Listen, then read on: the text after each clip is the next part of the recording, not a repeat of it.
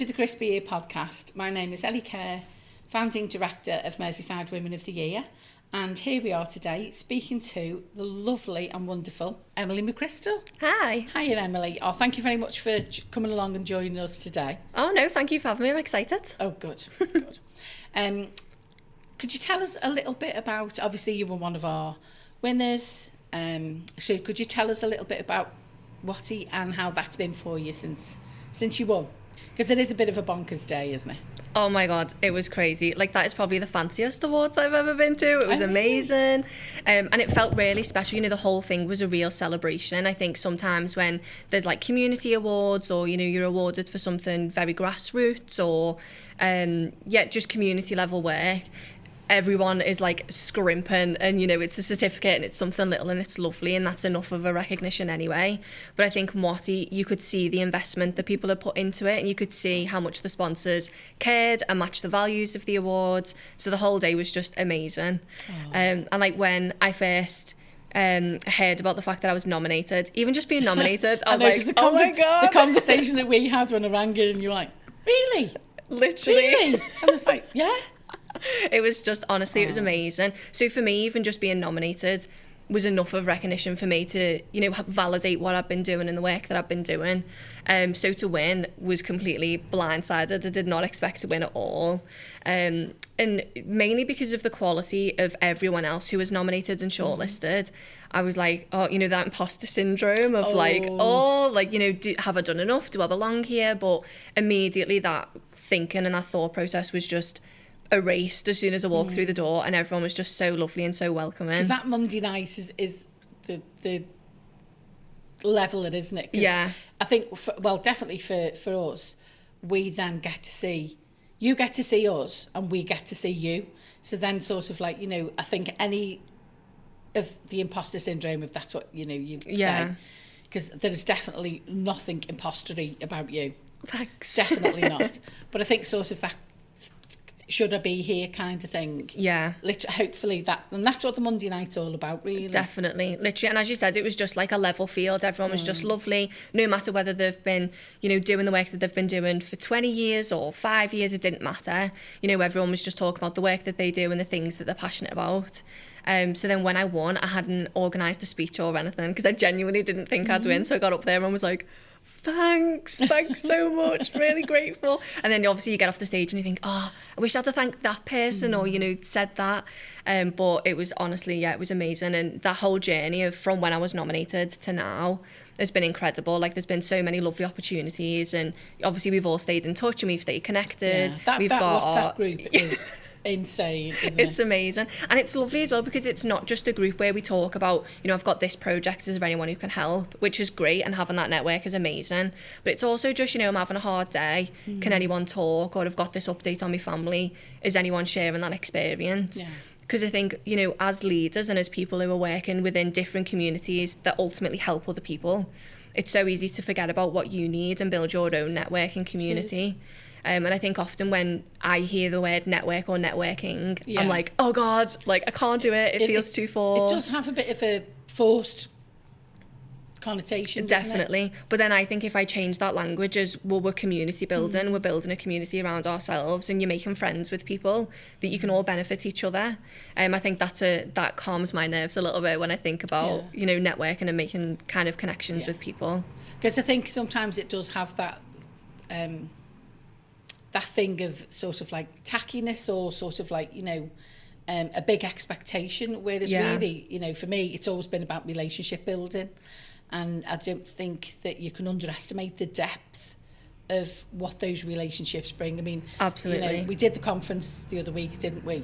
And I have to say, you know, and that's why I always say your network is your net worth. And I stood on that stage and I was a billionaire. Honestly, and so I used to say I was a millionaire, but I was a billionaire because, you know, that network that brought everybody together in such a short time that supported it. And obviously you were on the panel, on the leadership panel. Honestly, I was totally overwhelmed. It was a bit like a whirlwind, but you were absolutely brilliant, absolutely fabulous. But I'd just like to speak about a little bit about what it is you do, because I don't think many people will know about Comics Youth and also about Restless Development, where you are now. So could you give us a little bit about you? Yeah, definitely. So I'll give the overarching picture and then we'll go into the details of the full journey. We love an overarch. Yes. But ultimately I work in charities. So a lot of the work that I do is supporting young people. So that whole journey started when I was 17. So when I was 17, one of my best friends died by suicide. And we were all in college and he was a young gay lad. And the more that we thought about his death, the more that we were like, this isn't just isolated. This isn't just, one person who was depressed and, kind of felt alone. This is a whole epidemic of young men, not being able to talk about their mental health or, explore avenues of support. Yeah. And then adding that layer of also being a gay person on top of that. There was a lot of factors that led into his death ultimately. So me and our friends who were all affected by his death went to our college counsellors and we were like, look, we want to do something because we feel like you can't just disappear and no one talk about it again. Like this is an opportunity for us to open a conversation that hasn't been opened before, particularly within our college. And the response that we got was, well, we're not sure if that's going to go well. We think it's going to upset people. And it's like, well, yeah, because it is upsetting, it is, ultimately. And we're all upset. Exactly. But we want to turn that upset into something that's productive and something that can help other people and prevent other deaths. But we got like a hard no, that's not something we can do. Even when we asked for a memorial bench, it was a no. Oh. Because that would raise questions and, it would start conversations that maybe ultimately they were not equipped to have, really. So from their safeguarding perspective, they were probably thinking, well, we're not even trained or able to have this discussion. So let's leave that can and exactly. leave the lid on it because we don't want those worms coming out because we won't know what to do with exactly because if they were like, well, what if someone comes to us and opens up, what are we going to do? We don't have the resources or the time or whatever. So then me and that group of friends got together and said, we'll just do it ourselves. If no one else wants to do it, we'll just do it ourselves. So we ended up setting up our own foundation called the Lee Cooper Foundation. And it's still running today. So one of our friends who co-founded it, Lily Spenlove, she is still running it. And the premise of that foundation was to support young people with their mental health. So we started on the basis of kind of using the experiences that we've went through ourselves of grief, and we've done a lot of training around suicide prevention, and all of this was through different community hubs in Knowsley. And now they've got their own hub and their own space that they run, which is amazing. They still do support groups for young people. We went into schools and colleges and done talks and support sessions. And all of this was just through the anger of being young and feeling like we weren't valued or listened to, and feeling like we weren't taken seriously as well. When we asked, can we do an assembly which is just kind of remembering Lee and remembering his story, even that was a no. So I think there was a lot of almost tiptoeing around issues that we felt we can't tiptoe around them anymore. So that was the first thing that we did, and we got support from a lovely person called Jackie in Knowsley Council, and she was the first proper mentor that I'd ever had in my journey, because she didn't see us as young and naive. She saw us as young people who were passionate about what we were talking about. We had lived experience in it and we were ready to learn. We took any training she threw at us, any support, any, interrogating questions that she was like, well, what if someone says this, what are you going to do? It was really amazing. So she supported us right from the beginning. Even small hurdles, we couldn't set up a proper bank account for the foundation because we were 17. No banks would, all the banks were like, what, you're not even 18, you can't set this up. And she helped us with all of the logistics of that. So that was the first thing that kind of got me into the charity sector, really, which is a bit of a big leap into the sector. So that was the first thing that we did. And while I was working or volunteering with the Lee Cooper Foundation, I met my boss, my future boss from Comics Youth. So that's Rhiannon Griffiths, and she is fabulous, still one of the closest people in my life. She's amazing. And she saw what we were doing at the Lee Cooper Foundation and said, look, do you want to do a partner bid? And basically, do we want to partner as two organisations and ask for money for a joint project? Because I think that they were a more established organisation. So they were as a charity, Comics Youth has been set up from 2015. They had their own funding avenues, and we had no funding Like literally, we were just running this off our own time and asking for donations and, you know, kind of sweet talking other community organisations to use the space for free. So this was like a really big kind of olive branch for us that we were like, we have to take, you know, we have to partner with them. There's power in that collaboration, because I know a couple of the previous MWOTY winners, they've come together to deliver, and there's such a power in that coming together of resources and also that collective stance of being like, you know, as one.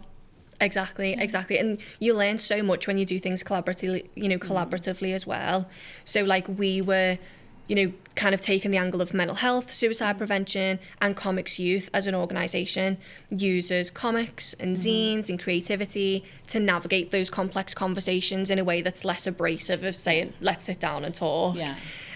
So we ended up partnering with Comics Youth, and then through that, Rhiannon kind of, you know, we built a rapport, and she said, look, if you're looking for a job that's paid, then we've got this job that we think you'd be great for. It's only 2 days a week, but, you know, if you want it, it's there. And I was like, oh my God, that's so exciting. So I interviewed for it, was absolutely bumbling through the interview. First interview for a proper job that I'd ever had. Before this, I worked in a milkshake shop. So it was like, so you know. that's a bit of a difference. Yeah, day and night, literally. So yeah, done the interview, got the job.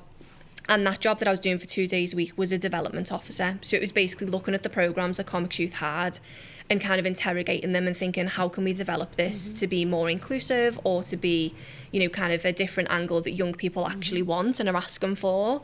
And also kind of making those connections with funders to say, you know, this is who we are as an organisation. Do you want to invest in us? You know, is this writing bids and everything else?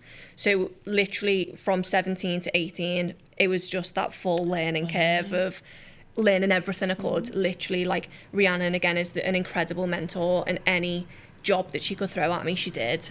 Because it was like, you know, ultimately she could see that I was passionate. And also, sometimes I've found over my many years, which is many more years than you, sometimes when you're in the deep end, you either sink or you have to swim. And that's the best learn. And if you fail, you fail. But that's the best learning curve, and you obviously did. Yeah, literally. You know, you absolutely swum. Yeah, absolutely. And I think I wouldn't have been able to do that swimming without the lifeboats around me, knowing that if I did kind of tumble, or, you know, if I wasn't sure about something, I had mentors around me, that, you know, people who've been in the sector for years, that could say, well, you didn't get this bid accepted, but here's why, and here's how you can change it for next time. And but they also saw something in you, Emily. Yeah. And I've got this thing, and I call it. And you see people, you know when somebody's got it, and you know when people haven't got it. And you they've seen in you that, you know, and it's probably not a technical term. We'll coin it. It is the technical term now. But they've probably seen in you that, you know, that you'll just take the challenge and do it. Exactly. And that's things that I'd never seen in myself before. You know, it's things that people seen in me that at that age I'd never even considered I'd be able to do, because I'd never really had the chance to. I was just angry and frustrated and wanted to change systems. But then to have that outlet of, you know, organisations and charity where I thought, well, actually I can make a difference, and, you know, I can support people. And I ended up doing that job with Comics Youth, so 17 to 18. And then I went to uni for a month and dropped out. Because I was like, that is not for me. I know when to stop. That, a month. Honestly, I thought it was, I went to uni for a year. No, a month. And I absolutely knew. Literally. Not for me. Wow. And it was mainly because I picked my degree. I was doing English literature and language, and I just picked it because I was good at it. I was like, well, I know how to write, I know how to study language, and I just wasn't passionate about it. And I think because I had the work that I was passionate about, and I knew what passion felt like, I was like, I don't want this for myself. So I was brave and I quit. And then once I dropped out of uni, Rhiannon said to me, well, just go full time. So she offered me a full-time job, which is amazing. Again, just having that support network of an organisation that you know. And I knew anything I asked, she would answer and she would help. So I ended up working at Comics Youth for 5 years, from 17. And I ended up, within those 5 years, working my way up to be a director in Comics Youth, which was incredible.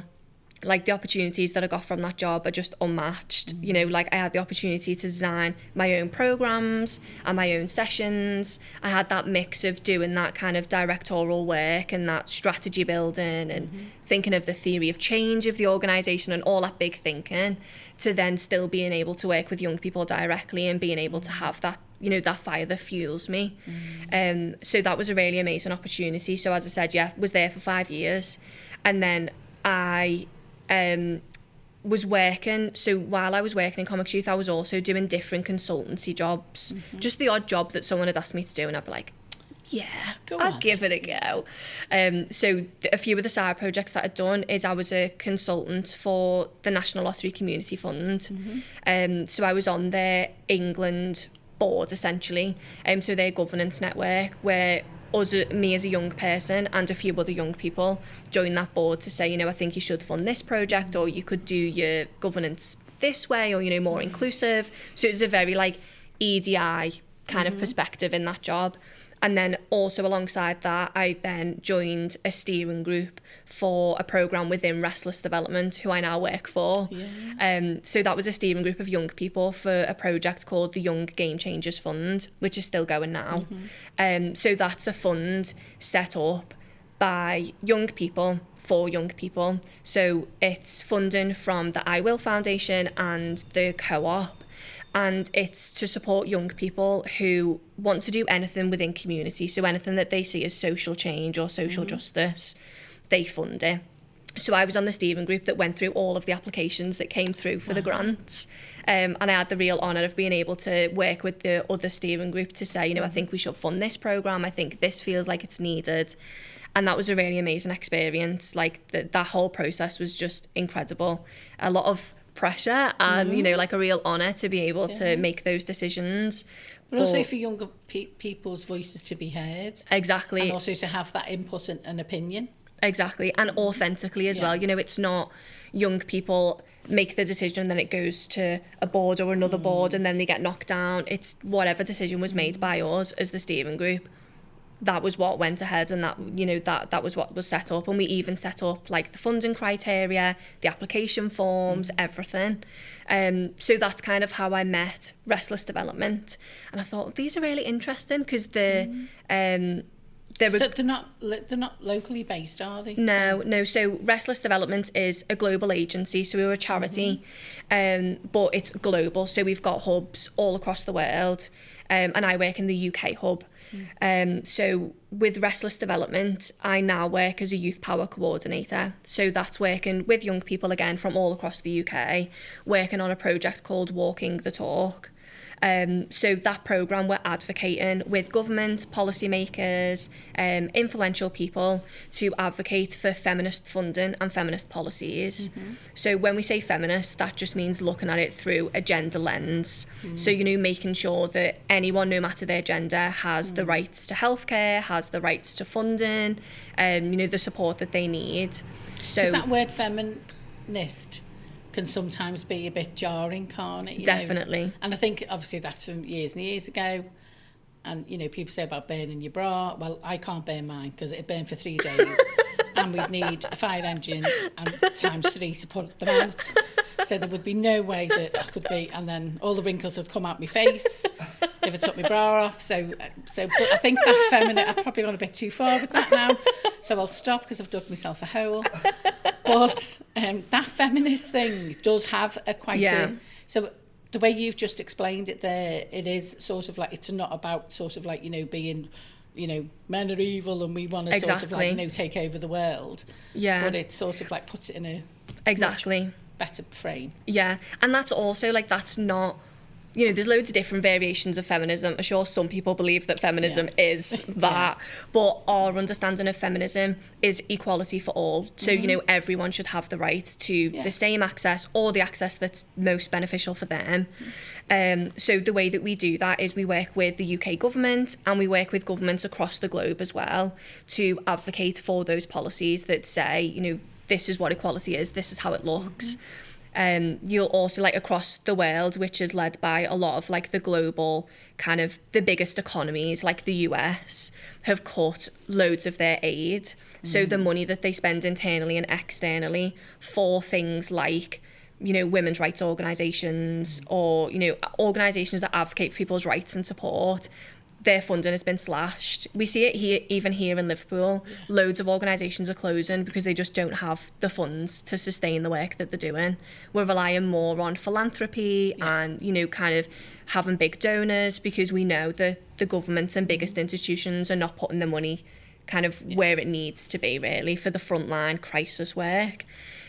So that's kind of the backdrop that we're working against.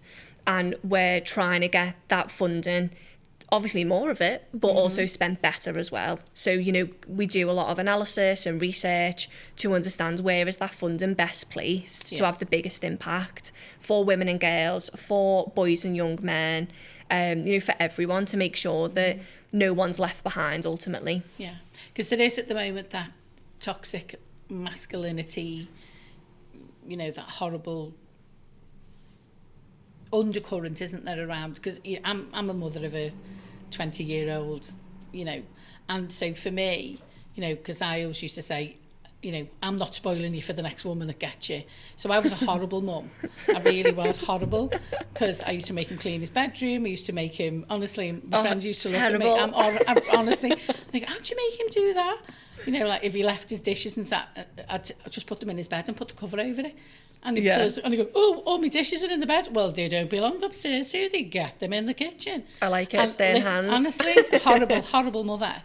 But for me, it is about that sort of like that undercurrent of where do men and boys belong, where, and the work that you're doing is vital to that, isn't it? Yeah, absolutely. And I think it's also, you know, when we think about this toxic masculinity narrative, particularly with adolescents coming out recently, that sparked a whole conversation about this, which is great. I haven't seen, by the way. Well, you should watch it. It is really good. It's very dark, but it's good.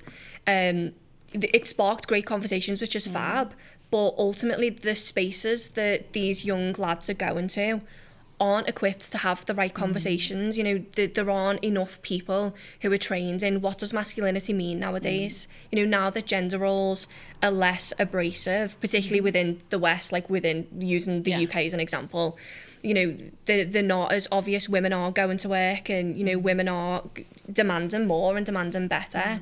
So young men are kind of misplacing this understanding of masculinity to think, well, what is masculinity now? Because it's not earning all of the money.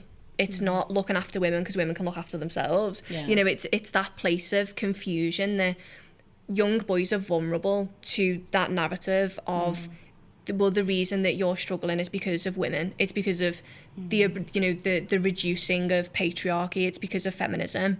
So the rise of misogyny, it goes way, way, way up, because they think that that's the reason for that, when really it's a positive, and it's great that things are being equal. It's that leveling of that playing field, isn't it? Exactly. And, you know, and for years and years, you know, women and girls have felt undervalued and attacked. Yeah. So it is that level playing field, but I think social media has a huge influence and an influx in, you know, and especially when people spend an awful lot of time, obviously after COVID, and we've all had to be different in every sort of way because of COVID, which you never ever could have, you know, imagined. Yeah.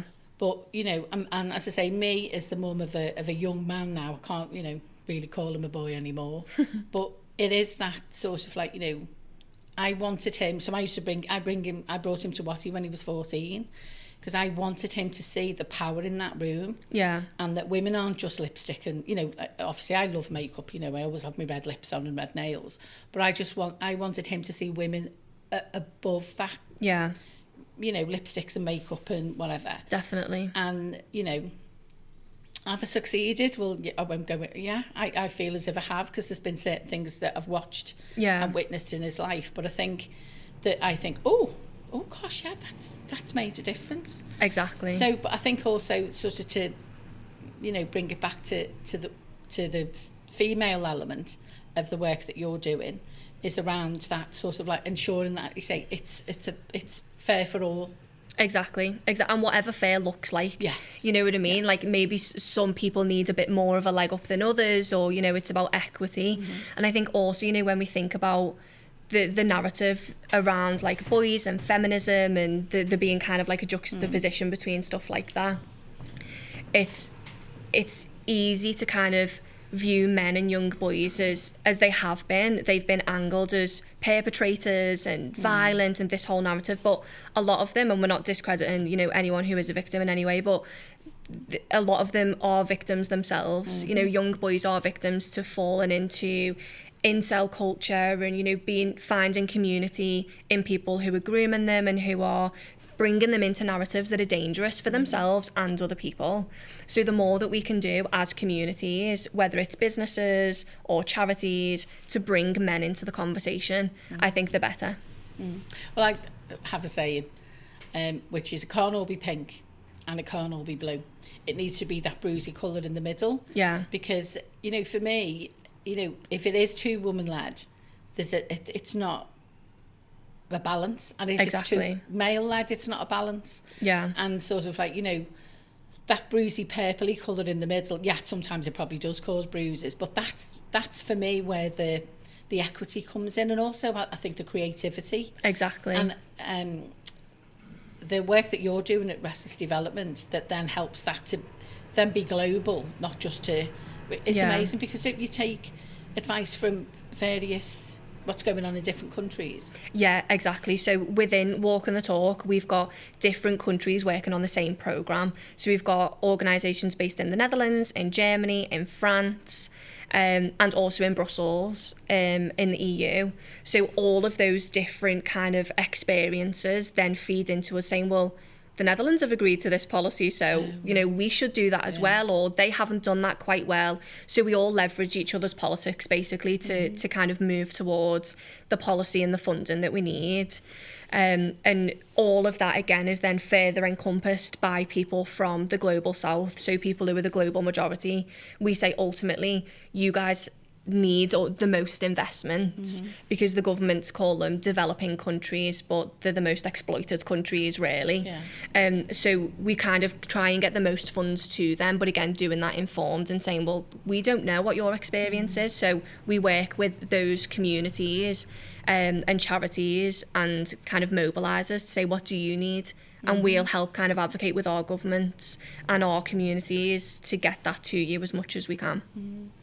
Emily, it's absolutely fascinating that, and I don't mean this in a derogatory way, you know, I don't, but for such a young person, and that's why when you were on the panel, to have that depth of leadership and that, you know, not just the depth of understanding, but it's also the passion that you have for it. So if you could, obviously the conference was around the 4 pillars, which was network, information, money and self-belief. So which one of those would you pick for the work that you're doing now and where you find yourself now? Which one of those pillars would speak with you? I think self-belief, definitely, because I think I wouldn't have done anything that I've ever done if there wasn't a little bit of me that thought, you can do that. Just give it a go, and I reckon you can do it. Even if I'd done it scared, I'd done it uneducated, I'd done it unsure, I still proved to me, exactly, I still proved, you know what, you can do it. And, you know, I've been in rooms with people that are from completely different walks of life to me, that probably have never heard a Scouse accent in their life. I walk in and I'm clearly, I look younger than I am as well. So I walk in and think, oh my God, who's this tiny little girl walking in here shouting and telling us what we should do? But I think it's having that belief in yourself to say, even if I don't know it all and I'm unsure, I'm just going to give it a go anyway. And also having that belief in other people as well, to say, ultimately, I believe that people are good and that people will help.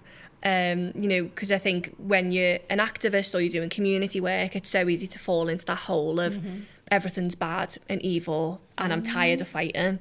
But to carry on that fight and to keep advocating for what you want to advocate for, it's believing in the good of people as well, as much as believing in yourself, I think. Yeah, but I think it's the balance that you've got to deliver that message. Yeah. Because again, for me, it's all in the delivery. And sort of like, you know, you can come across as, you know, harsh or fighting or, you know, wanting to cause conflict and, you know, but it's in the delivery. But also what you do, how you back it up, is the fact that you actually know, you know your stuff. Yeah. The first couple of sentences that come out of your mouth, you go, oh, you know, and because everybody judges a book by its cover, and like you just described yourself really well, because you walk in and you go, oh yeah, she's just a young girl. Yeah. But, oh my goodness, that day on that panel, you absolutely held your own. Thanks. You really did. You were brilliant, because I'm no good at maths, because I'll have to take my shoes and socks off. But the other people that were on that panel were probably added up to about, I don't know, probably do them all a disservice. I know, yeah, like, don't offend anyone. I better not, because they're absolutely gorgeous people. But there's over 100 years of experience, I'll say, get away with that. Yeah, absolutely. But you just held your own. Yeah. And I think that's also, you know, when everyone's from different walks of life and different ways of working, you can always learn from someone. Like, I worked with kids as young as 8, and they were probably the most philosophical, educated people ever, that I'm like, oh my God, like, you learn so much no matter anyone's age. I think as long as you're listening and actually listening to what people are saying, there's always something to learn from people. But that's the thing also, you know, because for me, and you know, I will always come at it from the women's angle, obviously, because I'm immersed in it for the last 30 odd years. That's where I've been. But for me, it's about, you know, being in every sector of society, you know, and women belong everywhere. Definitely. And women are everywhere as well, you know. I think often people kind of assume that women aren't in particular spaces. You know, nowadays people are like, oh, well, women never used to work. Yeah, they did. When the fellas went off to war, they were doing all the jobs, unpaid, unrecognised. So even that, you know, I think what you do with MWOTY, of that recognition and of putting women in a platform where you say, we see what you're doing and we recognise what you're doing, is unmatched, and it's so needed. Yeah. Thank you. I can't deny, sometimes I do wonder why I do it. Yeah. And then sort of like, then we're going through a conference as well and all that kind of stuff. But for me, it's about that platform. Yeah. For, like, and even sort of like this podcast, it's about that evolviation, which is probably another made-up word. It sounds good, well, I think it is a made-up word, but I can't remember. It just fell out my mouth. But it's that expansion of sort of like what you do is in your day job, but then also to be able to champion and support like what it is you do. And so what have you got coming up next that we could let people know about? Oh, loads of stuff. So in November, as Restless Development, we're going to be hosting our own UK conference for Walk and the Talk. So that will be a space where government leaders, young people, organisations, companies, anyone really, can come and engage in conversations around policy and funding, but looking at it again through that gender lens and thinking, well, what is going on globally that does impact Liverpool and does impact our communities on that local level. So we haven't got a venue or date yet, but November will be happening. So all of that will be available on Restless Development social media, which is just Restless Development, and on our website as well. And then other than that, we've got so many different things coming up that pop up through our Instagram. So our young people are currently working on their own community events, which is really nice. So there'll be some Liverpool events, which I'm excited about. So yeah, there'll be loads of things popping up. So kind of it's all available on our Instagram, which is great. And then in terms of the actual Walk and the Talk campaign, we're currently recruiting and inviting any young people who are interested in joining our kind of organisation and our movement to advocate for more feminist funding and policies. So that will be going live on our website in the next few weeks as well. Loads of stuff coming up then. Loads. It doesn't stop. So I can't believe that we're nearly at the end, because this has absolutely flown. I think we need at least another 3 hours. I'm sorry, the boys will probably go mad till we haven't got that much tape. Yeah, everyone in the back's like, like, me age, no. we haven't got that much tape. If you can't cut that out. I haven't got that much tape. But, oh dear. One of the things that we've said, because it is called Crispy Ear Podcast. So in your vast experience, what would you go back and give yourself a crispy ear about? I think it would definitely be to not compare my journey with anyone else's. And we spoke about this earlier on, but when I first kind of started doing what I'm doing, and still to this day, people say, oh, when I was your age, like I couldn't do what you did, I didn't have a clue what I was doing. And at that age when I was younger, I thought, oh, like this must be like the thing, this must be why I'm in the room. This must be why I'm invited, just because I'm young, not necessarily because I'm good at what I do or just because I'm young and I can hold a conversation. So that was very much like how I viewed my journey.